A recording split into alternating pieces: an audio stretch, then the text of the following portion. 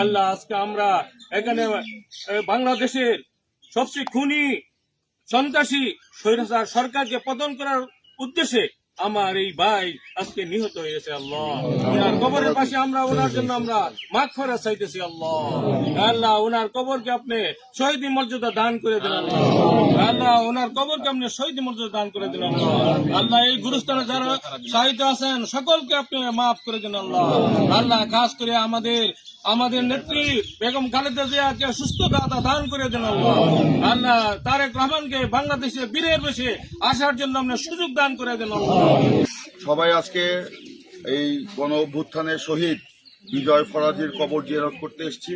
আপনারা জানেন যে আমাদের নেতা বিএনপির ভারপ্রাপ্ত চেয়ারম্যান জনাব তারেক রহমানের নির্দেশে বাংলাদেশ জাতীয়তাবাদী দল এই গণ অভ্যুত্থানে নিহত শহীদদের কবর জিয়ারত এবং তার পরিবার পরিজনের সাথে সাক্ষাতের আমাদের যে কর্মসূচি দিয়েছে, আমাকে ময়মনসিংহ বিভাগ এবং ফরিদপুর বিভাগের দায়িত্ব দিয়েছে।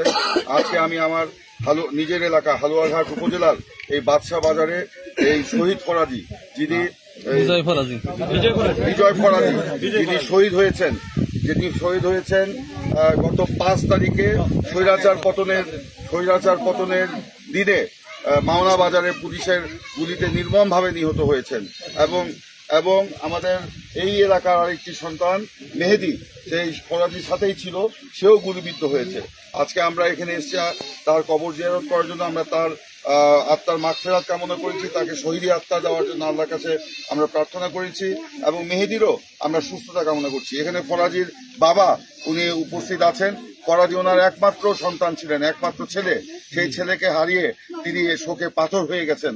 তার মা আজকে মৃত্যু শয্যাশায়ী। আমরা তাদের সুস্থতা কামনা করব। মহান আল্লাহ রাব্বুল আলামিন তাদেরকে যেন এই শোক সহ্য করবার তৌফিক দেন।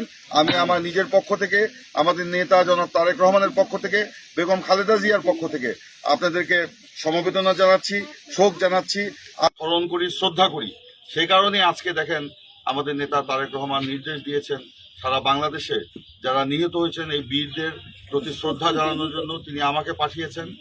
আমি তার পক্ষ থেকে কবরে ফুল দিয়ে সহযোগিতা থাকলো। এটা জাস্ট তার জন্য আপনারা খরচ করবেন।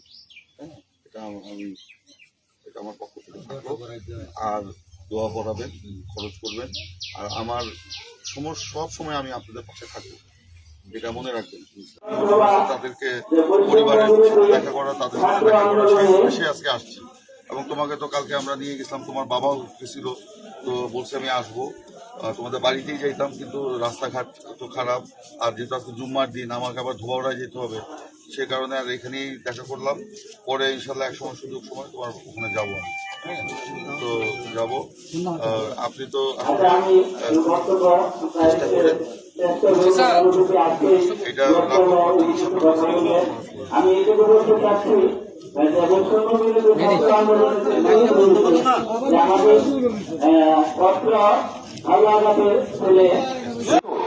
এবং এই কর্তৃত্ববাদী শাসন দেশকে কোথায় নিয়ে গেছে। সে মনে করেছে আমি এই স্বৈরাচারী কায়দায় আমি দেশে টিকে থাকতে পারবো, কিন্তু এই বিজয় ফরাজীদের মতো মানুষ, মেহেদিদের মতো মানুষ